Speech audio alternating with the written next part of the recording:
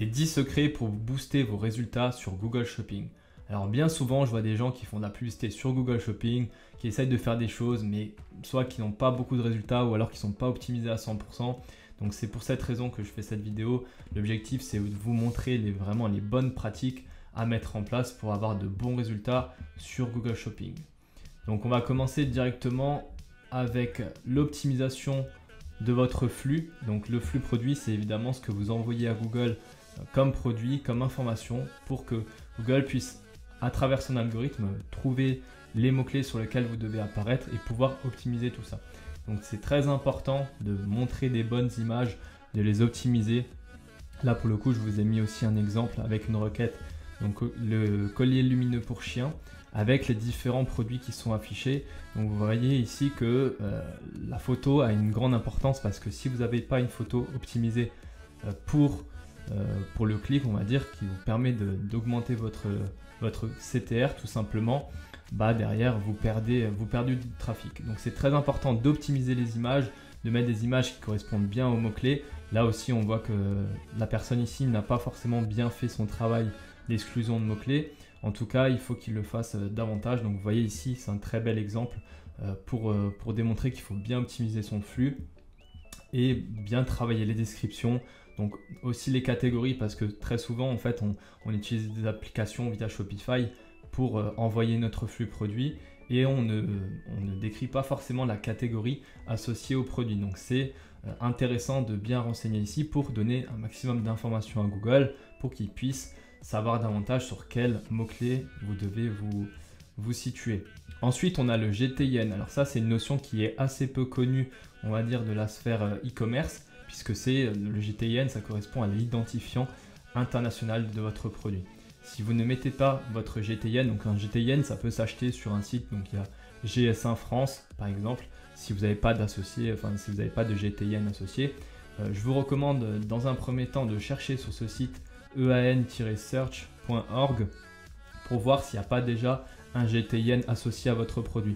Dans la majorité des cas, donc si c'est des produits par exemple pour le dropshipping que vous sourcez via AliExpress par exemple, vous allez avoir un GTIN qui est déjà associé et il vous suffira de reprendre tout simplement ce GTIN sans pour autant avoir besoin de dépenser des centaines d'euros dans des GTIN tout neufs. Donc vous reprenez ces GTIN qui sont associés à des produits anglophones, ça n'a pas d'importance, c'est simplement pour donner à Google déjà un point de vue, un sentiment de sérieux, puisque derrière vous allez montrer que vous avez associé cet identifiant international.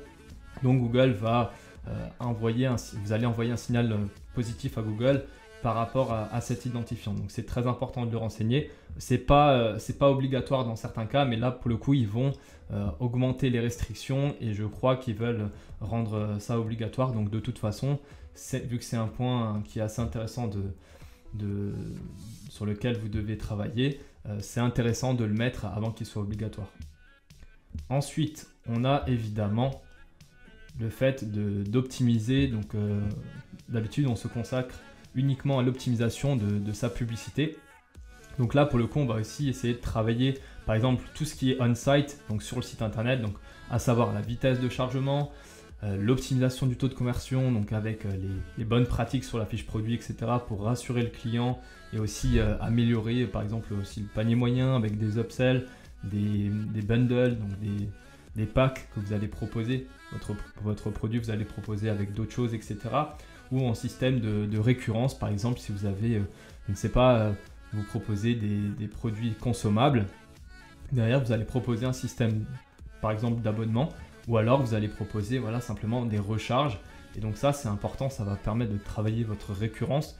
Et c'est vrai que c'est quelque chose qui est de plus en plus vital, on va dire, pour votre business, puisque derrière le coût par clic il fait que d'augmenter d'année en année chez Google et c'est pas prêt de baisser. Donc c'est pour ça qu'il faut travailler sur la récurrence et pas simplement sur la rentabilité front-end, j'ai envie de dire, parce que si vous travaillez que sur ça, vous n'avez pas un business qui est pérenne. Pour moi, un business, c'est quelque chose sur lequel vous n'avez pas besoin, vous n'avez pas l'obligation de faire de la publicité. Si vous ne faites pas de publicité, derrière, vous avez quand même quelque chose qui tourne et vous avez une valorisation.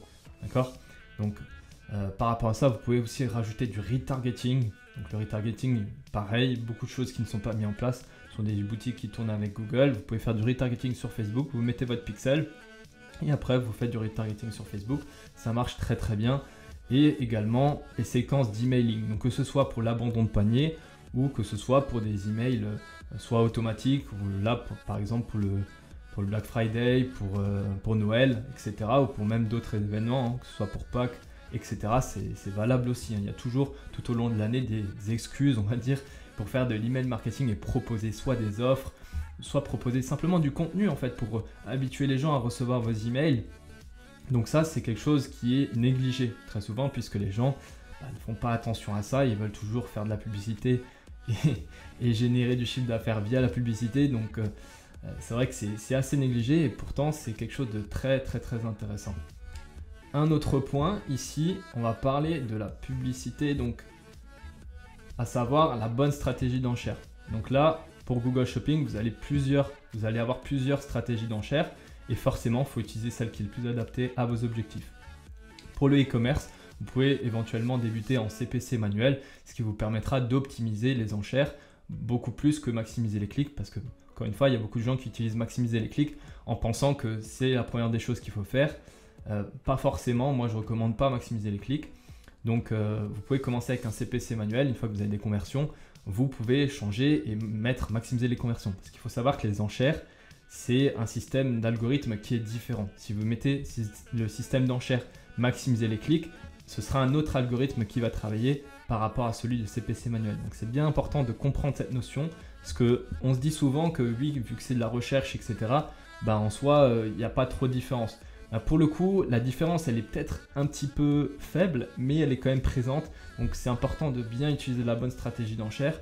Et avec ça, vous allez voir qu'il peut y avoir des différences qui sont très importantes. Et ensuite, on a les données à bien configurer. À savoir que là, je parle évidemment du tracking. Donc les balises de suivi de conversion, elles doivent être bien implémentées sur votre site internet. Et il faut vérifier bien qu'elles fonctionnent. Puisque forcément vos balises, si elles ne sont pas bien installées, si elles ne remontent pas bien les suivis de conversion, derrière, en fait, vu que Google cherche à optimiser en fonction des données qu'il a reçues, s'il ne reçoit pas de données, il ne pourra rien optimiser. Vous voyez, donc c'est très important. Encore une fois, là, toutes les choses que je vous liste là, elles sont très importantes et elles vont jouer énormément, mis bout à bout. Vous allez voir une différence énorme sur vos résultats. Ensuite, on a aussi par rapport au niveau du pricing, ça veut dire qu'il faut se situer, là vous allez regarder par rapport aux concurrents. Donc là je vous ai mis l'exemple du projecteur Galaxy. Ce produit-là, vous voyez, il y a différents prix. Là, on peut apercevoir que, là c'est pas tout à fait le même produit, mais par exemple sur ces produits-là, il s'agit a priori du même produit. Et donc là, on voit que ce concurrent-là, il est à 60 € par rapport à celui-ci. Donc est-ce qu'il y a une différence sur le produit? Ça, je ne peux pas le dire exactement, mais je me suis mis dans la peau du client pour essayer de voir sur quel produit je vais cliquer davantage. Il faut optimiser, vous voyez ici, donc le prix et le produit et l'image produit. Forcément, puisque l'image produit, elle est aussi très importante. Elle va donner envie de cliquer. Là, par exemple, cette image, elle est vraiment très très belle. Elle met le produit en action. On voit directement de quoi il s'agit. Là, cette image-là, bon, franchement, moi, je suis pas fan du tout parce que il y a un fond blanc. On ne sait pas trop à quoi il sert. Si on ne connaît pas encore le produit, on n'a pas trop tendance à cliquer là-dessus. Par contre, celui-ci, vous voyez, on a vraiment envie de cliquer sur celui-ci parce que on voit le produit à quoi il ressemble et on arrive à se projeter. C'est très important de pouvoir se projeter, d'accord?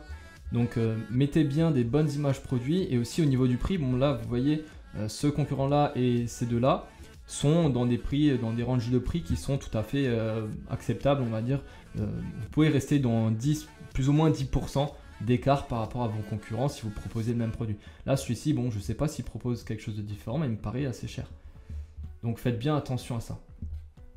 Ensuite, on a le fait d'analyser vos concurrents. Donc là, j'en ai aussi parlé. J'en ai parlé un peu vaguement par rapport au prix, mais là, je parle aussi, il faut regarder ce que font les concurrents. Vous voyez ici, si vous voulez vendre ce produit-là, pour moi, c'est indispensable de regarder ce que fait la concurrence pour voir ce que vous pouvez améliorer. Il ne s'agit pas de copier-coller, il s'agit simplement de pouvoir améliorer, pouvoir comprendre ce que les concurrents ont mis en place. Vous pouvez aussi notamment regarder aux États-Unis, ça c'est quelque chose de très intéressant. Il vous suffit simplement de mettre un VPN, de changer votre adresse IP, Puis là, vous allez mettre les requêtes en anglais, vous allez tomber sans doute sur le produit que vous souhaitez vendre. Donc c'est vraiment pas mal d'utiliser cette stratégie, de s'inspirer de la concurrence, et notamment aux États-Unis, parce qu'on sait que le marché américain il est beaucoup plus important que le marché français. Donc il faut regarder, il faut vraiment regarder ce que les gens font et pas essayer de réinventer tout. Hein.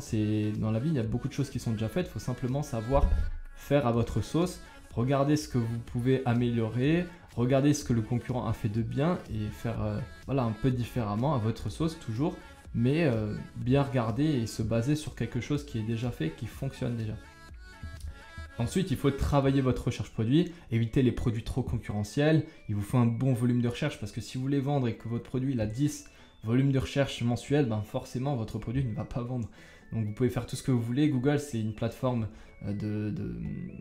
d'intention, on va dire. J'aime bien dire ça parce que c'est l'intention de la personne, met une intention. Là, par exemple, j'ai mis Projector Galaxy, j'ai mis l'intention de trouver, par exemple, ce produit-là, ou en tout cas, quelque chose qui est en relation à ce mot-clé-là.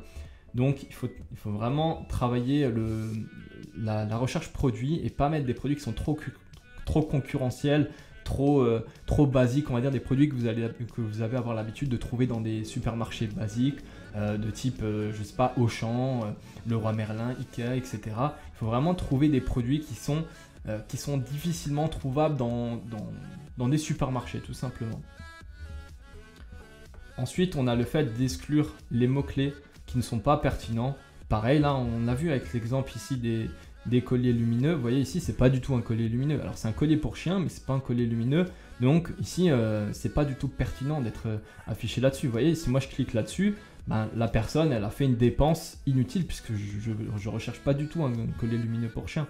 Après, évidemment, c'est à regarder si lui, il était rentable sur ce mot-clé-là, mais je pense pas. Enfin, ça n'a aucun rapport. Donc, il faut absolument exclure les mots-clés qui n'ont aucun rapport avec ce que vous vendez. Là, je vous ai mis un petit exemple. Donc, il faut regarder ici dans les termes de recherche. Vous n'allez pas exclure directement les mots-clés. Ça n'a pas d'intérêt, sauf si maintenant vous connaissez, par exemple, je ne sais pas, vous vendez, là pour le coup, vous vendez un collier lumineux pour chien.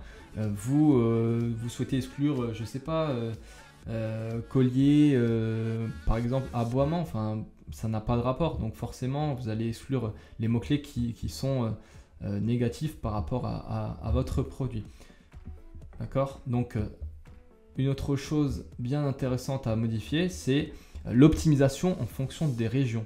Là, par exemple, vous avez, je prends toujours cet exemple-là parce que, imaginez que vous vendez une tondeuse. La tondeuse, ben forcément, vous n'allez pas la vendre de la même manière en Ile-de-France que je ne sais pas, que dans le sud de la France, par exemple. Donc, c'est quelque chose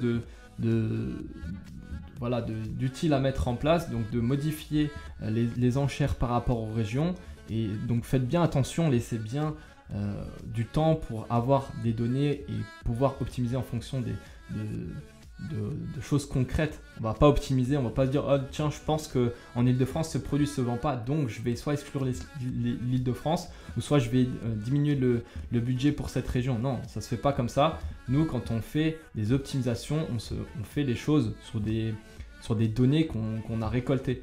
Et donc là, je le précise aussi, c'est qu'il faut aussi scaler doucement. Donc c'est un marathon, c'est-à-dire qu'il ne faut pas faire de suroptimisation. Il faut optimiser sur des données concrètes qu'on a reçues.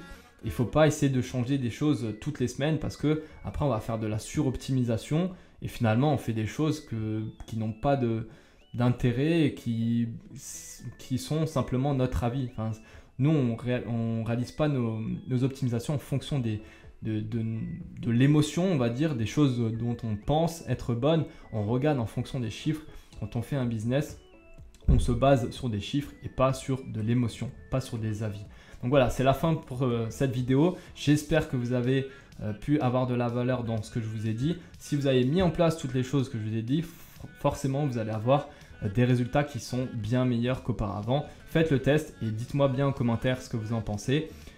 Si vous avez aimé, donc n'hésitez pas à vous abonner et à lâcher un like. Et puis je vous dis à la prochaine. Très vite. Ciao.